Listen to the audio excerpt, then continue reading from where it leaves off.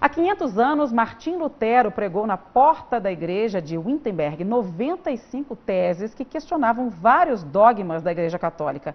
Com essa atitude, ele fundou o protestantismo. E a partir daí, várias outras vertentes foram surgindo e se disseminando pelo mundo. Em Juiz de Fora, o protestantismo chegou quase com a fundação da cidade, por volta de 1858. O protestantismo é um movimento religioso que resultou na criação das mais diferentes igrejas evangélicas. E o que é o protestantismo? Quem nos responde é o pastor Valci, que pertence à Igreja Evangélica Luterana do Brasil. Ele se especializou na história do cristianismo. A explicação dele se baseia na ideia de Martinho Lutero sobre obras e fé. Isso foi há 500 anos, na Alemanha. Foi um momento maravilhoso na vida dele, onde então ele, despertado por essa verdade, ele quer proclamar essa verdade e também transmitir essa paz, essa alegria, esse consolo para o mundo. E começa então a escrever e preparar as 95 teses, que no dia 31 de outubro de 1517 ele afixou na porta da igreja do castelo de Wittenberg. Tanto a Igreja Católica quanto a Igreja Evangélica surgiram de Cristo. Porém, existem diferenças que vão além da interpretação sobre a importância das obras e da fé. A igreja de então, de fato, ensinava a salvação por obras, né? Inclusive, entra a questão das indulgências muito forte, né? Onde a pessoa então pagava a indulgência para poder adquirir a sua salvação eterna. E isso tudo era obras. E Lutero, então, a partir do texto de Romanos, inclusive destaca aqui o versículo de Romanos, capítulo 3, versículo 28, diz assim: concluímos, pois, que o homem é justificado pela fé sem as obras da lei. Então, a justificação, ela nos é concedida por Cristo.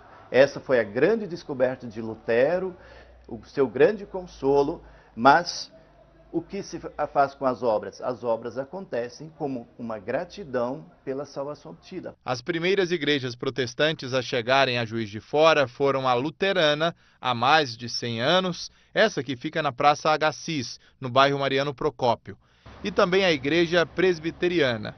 A mais antiga fica no bairro Fábrica, com 66 anos. Onde o senhor Eloy é pastor há 30 anos. Os luteranos vieram com aquela imigração alemã, que vieram aqui para Juiz de Fora, e ali então a igreja luterana foi a primeira a se instalar em Juiz de Fora, como igreja protestante. Depois vieram os metodistas, depois vieram os batistas, e a igreja presbiteriana veio, por último, em 1951. Mas as igrejas evangélicas são muitas. Inicialmente, na Reforma, teve o ramo luterano, que ficou mais restrito à Alemanha, os países nórdicos da Europa, e os reformados, né, que são seguidores de João Calvino. Essa reformada foi para a França e para a Inglaterra, principalmente. E da Inglaterra para os Estados Unidos, e dos Estados Unidos vieram para o Brasil e outros lugares do mundo. Esses grupos básicos da Reforma. Aí depois vieram, né, alguns séculos depois, os batistas, os metodistas, que são os ramos assim mais antigos. Depois vieram as igrejas pentecostais, no início do século XX. A Assembleia de Deus, quadrangular. Então, por isso que foi se dividindo. Depois dessas igrejas foram se subdividindo, né? Muitas outras igrejas, hoje nós temos esse número tão grande de igrejas. Uma característica das igrejas protestantes é de que não há pinturas, nem nas paredes, nem no teto.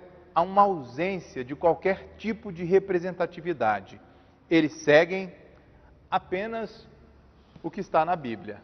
Adoração somente a Deus por meio de Jesus. Nem mesmo imagem de Jesus existe nos templos e nem nas Bíblias. Essa ligação é espiritual, porque Jesus ressuscitou, então ele está vivo. Então, quando o povo dele se reúne, ele diz: eu estarei no meio de vós. Então, quer dizer, quando se faz uma oração, se faz o culto, ele é todo dirigido a Deus, por meio de Jesus Cristo. Então, por isso que não existe santos e nem nenhuma representação, que é puramente espiritual. Os primeiros imigrantes alemães chegaram a Juiz de Fora em 1858 e metade desse grupo era de religião luterana. Foram os primeiros fiéis protestantes que chegaram em Minas. Contribuíram com a história da cidade e também trouxeram muitas mudanças. Vamos chamar o Luiz Felipe de novo. O Luiz Felipe, a tradição de Juiz de Fora que era agrícola, mas teve também uma influência industrial muito grande pelos alemães luteranos, né? Exatamente, Érica. Parte, né, desses alemães tinham aí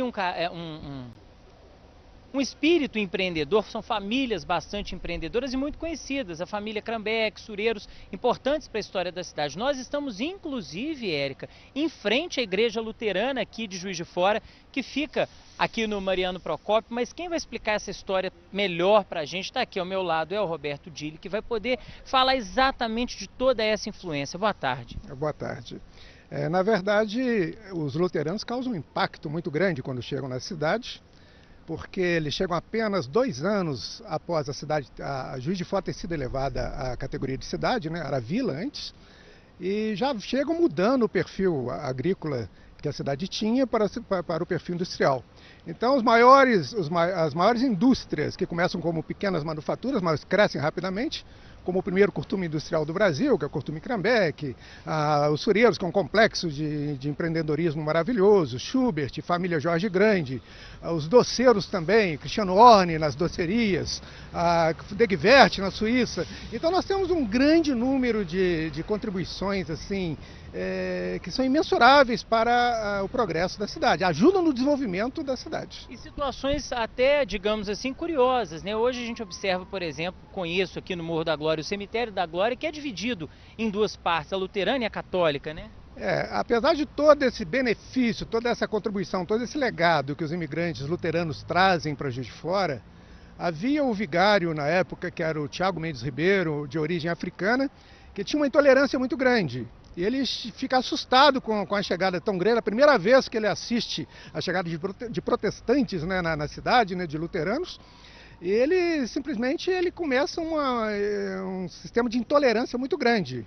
E principalmente como ele mandava no cemitério, que era ao redor da catedral, ele proíbe os enterros dos imigrantes, de luteranos. Mariano Procópio, sagazmente, já tinha o cemitério da companhia desde 1856, que é o cemitério hoje conhecido como Cemitério da Glória. Ele divide ao meio esse cemitério. Então, na parte direita são católicos, na parte esquerda luterana, da mesma forma que o cemitério do bairro São Pedro também, também parte da colônia alemã, ele também obedece a esse mesmo sistema. A direita católicos até hoje é assim, e a esquerda luteranos. Certo, então, muito obrigado pela contribuição, por falar um pouco dessas curiosidades. A gente agradece a sua participação. Érica, nós voltamos com você. Ô Luiz Felipe, continue com a gente, porque é uma data realmente para ser muito comemorada, muito lembrada, principalmente pelo período, pela questão histórica mesmo, né? E logo mais vai ter uma confraternização, né? Que deve reunir aí todas as igrejas cristãs da cidade. Exatamente, Érica, vai ter essa confraternização, são cerca de 20 igrejas que participam e quem vai explicar como é que vai funcionar essa grande celebração está aqui ao meu lado, é o pastor Jefferson. Boa tarde, pastor. Como é que vai funcionar essa reunião? Parece que são corais, muitos corais cantando em celebração a essa data. Boa tarde. Na verdade, é um coral formado por membros das igrejas luteranas, presbiterianas e outras denominações protestantes na cidade. Esse coral vai estar se apresentando essa noite na nossa celebração. Além disso, uma banda que toca canções de grupo, cantando, né, para todo o auditório, e a presença também do reverendo doutor Leonardo Sayum, que está trazendo a palavra para nós nessa noite. Todas as pessoas convidadas, os fiéis dessas igrejas todas, mas é livre a participação de quem quiser ir, conhecer também, ter contato com as igrejas. Exatamente. Toda a participação no evento é gratuita, não há nenhum tipo de entrada, é só as pessoas chegarem um pouco antes mesmo para conseguir o seu bom lugar. E a gente espera, assim, a participação da cidade como um todo. Todos os habitantes são convidados, não é algo restrito ao nosso grupo de fé, é algo aberto para toda a cidade estar conosco ali. Pastor, horário e local para o pessoal, então, seguir aí para o seu convite. Ok, primeiro eu queria agradecer o incentivo, né, da TV Integração para esse momento, às 20 horas no Grand Victory Hotel, ali na Avenida Independência 3800, 20 horas é o início da nossa programação, todos são muito bem-vindos ali. Tá certo, então, muito obrigado, um excelente evento para o senhor, boas comemorações. A gente volta com você aí no estúdio então, Érica. Boa tarde. Boa tarde, muito obrigada, Luiz Felipe.